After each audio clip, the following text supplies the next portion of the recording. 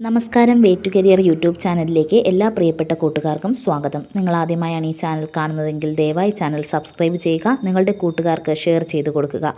Class ഇഷ്ടപ്പെടുകയാണെങ്കിൽ like ചെയ്യുവാനും share ചെയ്യുവാനും നിങ്ങളുടെ അഭിപ്രായങ്ങളും നിർദ്ദേശങ്ങളും കമൻറ്റ് ബോക്സിലൂടെ അറിയിക്കുവാനും മറക്കരുത്. നമുക്ക് ക്ലാസ്സിലേക്ക് കടക്കാം.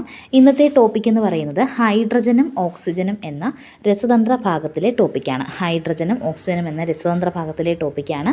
നമുക്ക് ആദ്യം ഹൈഡ്രജൻ. ഓക്കെ, നമുക്ക് ക്ലാസ്സിലേക്ക് കടക്കാം. ഹൈഡ്രജൻ്റെ അറ്റോമിക നമ്പർ എത്രയാണ്? ഹൈഡ്രജൻ്റെ അറ്റോമിക നമ്പർ 1 ഹൈഡ്രജൻ്റെ മാസ് നമ്പർ എത്രയാണ്? ഹൈഡ്രജൻ്റെ മാസ് നമ്പറും 1.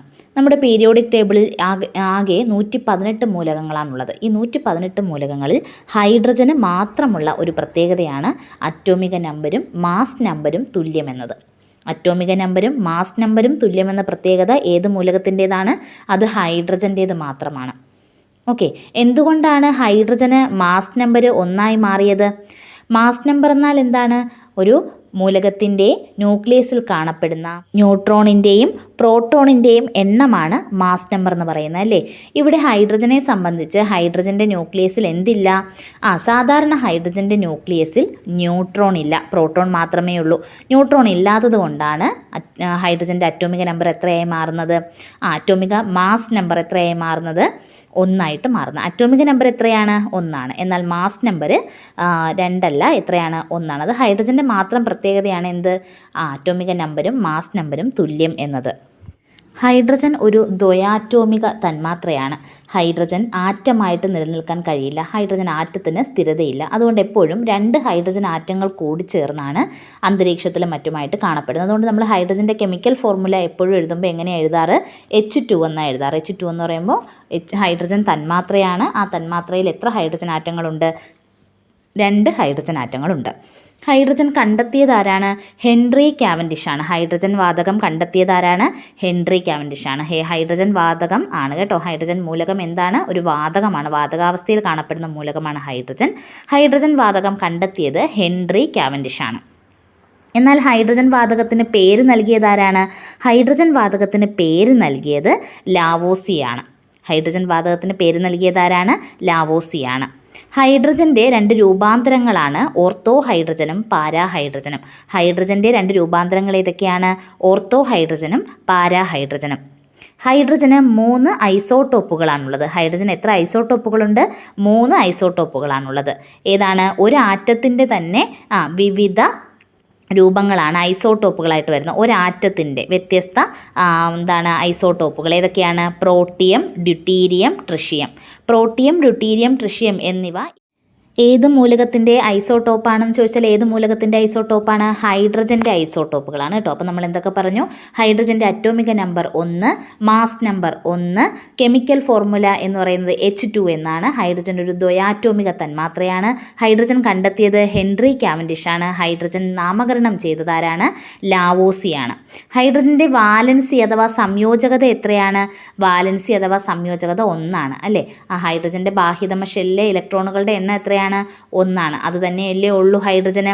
ഒരു ഇലക്ട്രോൺ അല്ലേ ഉള്ളൂ, കൊടുക്കാനായാലും വിട്ടുകൊടുക്കാനായാലും സ്വീകരിക്കാനായാലും ഒരു ഇലക്ട്രോൺ അല്ലേ ഉള്ളൂ. അപ്പോൾ ഹൈഡ്രജൻ്റെ വാലൻസി എന്ന് പറയുന്നത് 1. ഹൈഡ്രജൻ്റെ രൂപാന്തരങ്ങൾ ഓർത്തോ ഹൈഡ്രജൻ, പാരാ ഹൈഡ്രജൻ എന്നിവയാണ്. ഹൈഡ്രജൻ്റെ ഐസോട്ടോപ്പുകൾ ഏതൊക്കെയാണ്? പ്രോട്ടിയം, ഡ്യൂട്ടീരിയം, ട്രിഷിയം എന്നിവയാണ്. ഇതിൽ സാധാരണ ഹൈഡ്രജൻ എന്ന് പറയുന്നത് ഏതാണ്? അത് പ്രോട്ടിയമാണ്. അതായത് ന്യൂട്രോൺ ഇല്ലാത്ത ഹൈഡ്രജനാണ് ഏത്? പ്രോട്ടിയം. ഒരു ന്യൂട്രോൺ ഉള്ള ഹൈഡ്രജനാണ് ഏത്? ഡ്യൂട്ടീരിയം. 2 ന്യൂട്രോൺ ഉള്ള ഹൈഡ്രജനാണ് ഏത്? ട്രിഷിയം. ഓക്കെ, മാറിപ്പോകരുത്. പ്രോട്ടിയത്തിന് എന്തില്ല? ന്യൂട്രോൺ ഇല്ല. അതുകൊണ്ട് ഇത് സാധാരണ ഹൈഡ്രജനാണ് പ്രോട്ടിയം. രണ്ടാമത്തെ കാര്യം ഡ്യൂട്ടീരിയം ആണ്. ഡ്യൂട്ടീരിയത്തിന് 1 ന്യൂട്രോൺ ഉണ്ട്. ട്രിഷിയത്തിന് 2 ന്യൂട്രോണുകളും ഉണ്ട്. ഓക്കെ, ന്യൂട്രോൺ ഇല്ലാത്ത മൂലകമാണ് ഏതെന്ന് പറയുന്നത്? സാധാരണ ഹൈഡ്രജൻ. പക്ഷേ ഐസോട്ടോപ്പുകളുടെ കാര്യം വരുമ്പോൾ ചെറിയൊരു വ്യത്യാസം വരും കേട്ടോ. അതിൽ ന്യൂട്രോണുകളുടെ എണ്ണം കാണപ്പെടുന്നുണ്ട്. ഓക്കെ, ന്യൂട്രോൺ ഇല്ലാത്ത മൂലകം ഏതാണെന്ന് വെച്ചാൽ അത് ഏതാണ്? അത് ഹൈഡ്രജനാണ്. 1 ന്യൂട്രോൺ ഉള്ളതാണ് ഡ്യൂട്ടീരിയം, 2 ന്യൂട്രോൺ ഉള്ളതാണ് ട്രിഷിയം. ഏറ്റവും ഭാരം കുറഞ്ഞ മൂലകം എന്ന് ചോദിച്ചാൽ ഏത് നമ്മൾ ഉത്തരം പറയണം? അത് ഹൈഡ്രജനാണ് കേട്ടോ. ഏറ്റവും ഭാരം കുറഞ്ഞ മൂലകമെന്നോ ഏറ്റവും ലളിതമായ മൂലകമെന്നോ ചോദിച്ചാൽ അത് ഏതാണ്? ഹൈഡ്രജനാണ്. ഏറ്റവും ഭാരം കുറഞ്ഞ മൂലകമെന്നോ ഏറ്റവും ലളിതമായ മൂലകമെന്നോ ചോദിച്ചാൽ ഏതാണ് ഉത്തരം? ഹൈഡ്രജനാണ്. എന്നാൽ ഏറ്റവും ചെറിയ മൂലകം എന്ന് ചോദിച്ചാൽ അത് ഏതാണ്? ഹീലിയം. ഇത് വലിപ്പത്തിലാണ് കേട്ടോ പറയുന്നത്. വലിപ്പത്തിൽ ചെറുത് ഹീലിയമാണ്. എന്നാൽ ഏറ്റവും ഭാരം കുറഞ്ഞ കുറഞ്ഞത് ഏതിനാണ്? അത് ഹൈഡ്രജനാണ്. ഏറ്റവും ലളിതമായ മൂലകം എന്ന് പറയുമ്പോഴും അതേതാണ്? ഹൈഡ്രജൻ. ഒരു പ്രോട്ടോണും ഒരു ഇലക്ട്രോണും അല്ലേ ഉള്ളൂ. അപ്പോൾ ഏറ്റവും ലളിതമായത് ഏതാണ്? അത് ഹൈഡ്രജനാണ്. ഏറ്റവും ഭാരം കുറഞ്ഞതും ഏതാണ്? ഹൈഡ്രജനാണ്. എന്നാൽ ഏറ്റവും ചെറിയ മൂലകം എന്ന് പറയുമ്പോൾ അത് വലിപ്പത്തിലാണ് പറയുന്നത്. വലിപ്പത്തിൽ ഹൈഡ്രജനെ വെച്ച് നോക്കുമ്പോൾ ഹീലിയത്തിന് വലിപ്പം കുറച്ചും കൂടി കുറവാണ്. അത് നമ്മുടെ പീരിയോഡിക് ടേബിളിൻ്റെ പ്രത്യേകതയാണ്. ഇടത്ത് നിന്ന് വലത്തോട്ട് പോകുന്നതോറും ആറ്റത്തിൻ്റെ വലിപ്പം കുറയും എന്നത്. അപ്പോൾ ഹൈഡ്രജൻ വലതുഭാഗത്താണ്, ഹൈഡ്രജൻ ഇടതുഭാഗത്താണ്. ഹൈഡ്രജൻ ഇടത്ത് നിന്ന് വലത്തോട്ട് പോകുമ്പോൾ വലതുവശത്ത് കിടക്കുന്ന ഹീലിയത്തിന് എന്ത് കുറയും? അതിൻ്റെ വലിപ്പം കുറയും. അപ്പോൾ അങ്ങനെ നോക്കുമ്പോൾ ഹൈഡ്രജനേക്കാൾ വലിപ്പം കുറവാർക്കാണ്? ഹീലിയത്തിനാണ്. ഇനി ഹൈഡ്രജൻ ബലൂണുകൾ വായുവിൽ ഉയർന്നു പൊങ്ങി നിൽക്കാനുള്ള കാരണം എന്താണ്? ഹൈഡ്രജന് വായുവിനേക്കാൾ സാന്ദ്രത കുറവായതുകൊണ്ടാണ്. ഹൈഡ്രജൻ ബലൂണുകൾ വായുവിൽ ഉയർന്നു പൊങ്ങി നിൽക്കാൻ കാരണം എന്താണ്? ഹൈഡ്രജന് വായുവിനേക്കാൾ സാന്ദ്രത കുറവായതുകൊണ്ടാണ്. ലോഹ സ്വഭാവം കാണിക്കുന്ന ഒരു അലോഹ വാതകമാണ് ഹൈഡ്രജൻ എന്ന് പറയുന്നത്. ലോഹങ്ങൾ വാതകങ്ങളല്ലേ, വാതക രൂപത്തിൽ ലോഹങ്ങൾ കാണപ്പെടാറില്ല. എന്നാൽ ലോഹ സ്വഭാവം കാണിക്കുന്ന ഒരു അലോഹ വാതകമാണ് ഏതെന്ന് പറയുന്നത്? ഹൈഡ്രജൻ. നമ്മൾ ശ്രദ്ധിച്ചിട്ടില്ലേ? ലോഹങ്ങളായിട്ട് വരുന്ന നമ്മുടെ ആൽക്കലി മെറ്റൽസും ആൽക്കലിയൻ എർത്ത് മെറ്റൽസും ഒക്കെ വരുന്ന 1ാം ഗ്രൂപ്പ് 2ാം ഗ്രൂപ്പിൻ്റെയൊക്കെ മുകളിലായിട്ട് ആണ് നമ്മുടെ ഹൈഡ്രജൻ നിൽക്കുന്നത്. 1ാം ഗ്രൂപ്പിനോട് ചേർന്നല്ല നിൽക്കുന്നത്, 1ാം ഗ്രൂപ്പിന് തൊട്ട് മുകളിലായിട്ടാണ് നിൽക്കുന്നത് അല്ലേ. മെറ്റൽസിൻ്റെ ഗുണങ്ങളൊക്കെ കാണിക്കുന്ന ഒരു അലോഹ മൂലകമാണ്, അലോഹ വാതകമാണ് ഇതെന്ന് പറയുന്നത് ഹൈഡ്രജൻ എന്ന് പറയുന്നത്. അത് ഹൈഡ്രജൻ്റെ ഒരു പ്രത്യേകതയാണ്. അപ്പോൾ എന്തൊക്കെയാണ് നമ്മൾ രണ്ടാമതായിട്ട് പറഞ്ഞത്? ഹൈഡ്രജൻ്റെ രൂപാന്തരങ്ങൾ: ഓർത്തോ ഹൈഡ്രജൻ, പാരാഹൈഡ്രജൻ. ഐസോട്ടോപ്പുകൾ: പ്രോട്ടിയം, ഡ്യൂട്ടീരിയം, ട്രിഷ്യം. ന്യൂട്രോൺ ഇല്ലാത്ത മൂലകം ഹൈഡ്രജൻ അഥവാ പ്രോട്ടിയം. 1 ന്യൂട്രോൺ ഉള്ളത് ഡ്യൂട്ടീരിയം, 2 ന്യൂട്രോൺ ഉള്ളത് ട്രിഷ്യം. ഏറ്റവും ഭാരം കുറഞ്ഞ മൂലകമാണ് ഹൈഡ്രജൻ. ഏറ്റവും ലളിതമായ മൂലകവും ഹൈഡ്രജനാണ്. എന്നാൽ ഏറ്റവും ചെറിയ മൂലകം ചോദിച്ചാൽ അത് ഹീലിയമാണ്.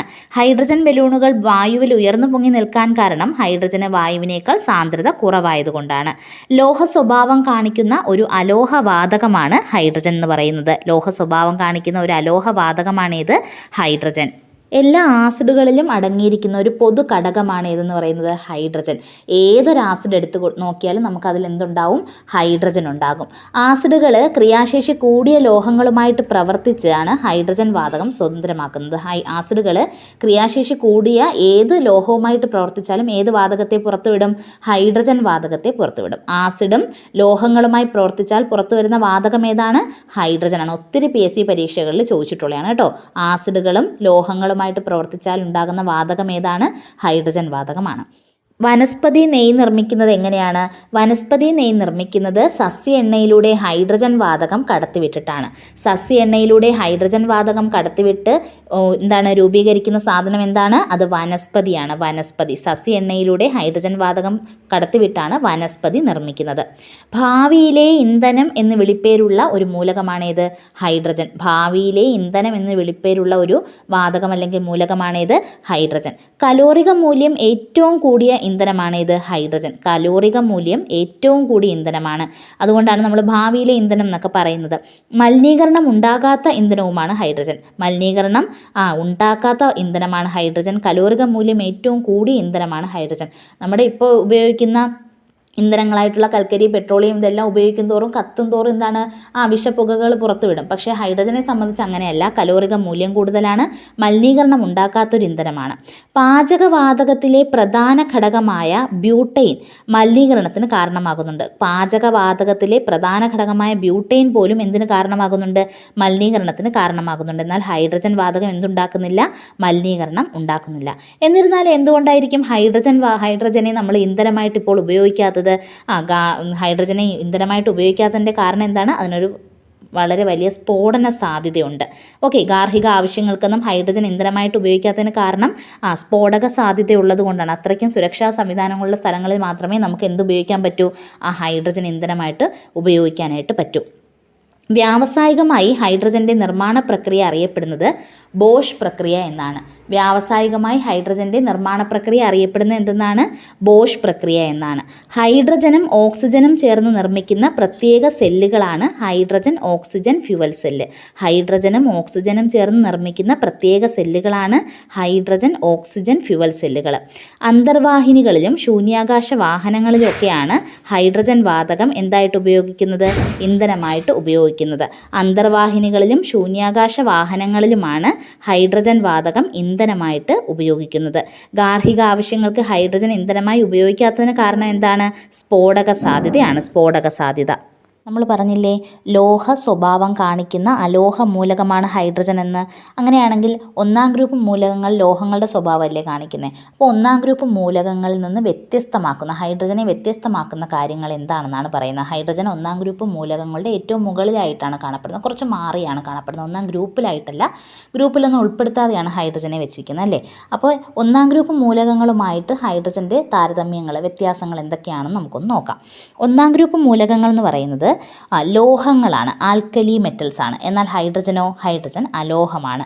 ഒന്നാം ഗ്രൂപ്പ് മൂലകങ്ങളെല്ലാം തന്നെ ഖരാവസ്ഥയിലാണ് കാണപ്പെടുന്നത്. ഹൈഡ്രജൻ എന്താണ്? വാതകാവസ്ഥയിലാണ് കാണുന്നത്. ഏകാറ്റോമിക തന്മാത്രകളാണ് ഒന്നാം ഗ്രൂപ്പ് മൂലകങ്ങൾ. ഒന്നാം ഗ്രൂപ്പ് മൂലകങ്ങൾ എങ്ങനെയുള്ളവയാണ്? ഏകാറ്റോമിക തന്മാത്രകളാണ്. സോഡിയം, പൊട്ടാസ്യം ഇവയെല്ലാം ഏകാറ്റോമിക. നമ്മൾ എഴുതുമ്പോൾ സോഡിയം Na എന്ന് മാത്രമേ എഴുതാറുള്ളൂ, Na2 എന്നൊന്നും എഴുതാറില്ല അല്ലേ. അപ്പോൾ ഒന്നാം ഗ്രൂപ്പ് മൂലകങ്ങൾ എന്ന് പറയുന്ന ഏകാറ്റോമിക തന്മാത്രകളാണ്. എന്നാൽ ഹൈഡ്രജൻ എന്താണ്? ദ്വയാറ്റോമിക തന്മാത്രയാണ്. ഒന്നാം ഗ്രൂപ്പ് മൂലകങ്ങളുടെ ഒരു പൊതു സവിശേഷതയാണ് ഇവയ്ക്ക് അയോണീകരണ ഊർജ്ജം കുറവാണ്. അയോണീകരണ ഊർജ്ജം എന്താണ്? കുറവാണ്. എന്നാൽ ഹൈഡ്രജന് അയോണീകരണ ഊർജ്ജം വളരെ കൂടുതലാണ്. ഹൈഡ്രജൻ എങ്ങനെയാണ്? അയോണീകരണ ഊർജ്ജം വളരെ കൂടുതലാണ്. പിന്നെ എന്താണ് പറയുന്നത്? ഒരു ഇലക്ട്രോൺ നഷ്ടപ്പെടുത്തിയാണ് ഒന്നാം ഗ്രൂപ്പ് മൂലകങ്ങൾ എന്ത് ചെയ്യുന്നത്? രാസപ്രവർത്തനത്തിൽ ഏർപ്പെടുന്നത്. ഒരു ഇലക്ട്രോൺ